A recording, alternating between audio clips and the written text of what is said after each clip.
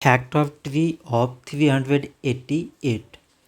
So 388, it can be written as 2 times 194.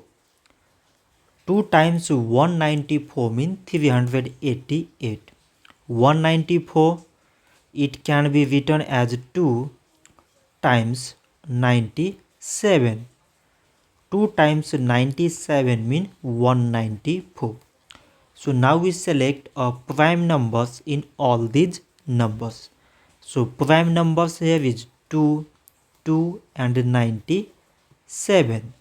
So we can write 388 is equal to product of all these prime numbers, that is 2 times this 2 times this 97.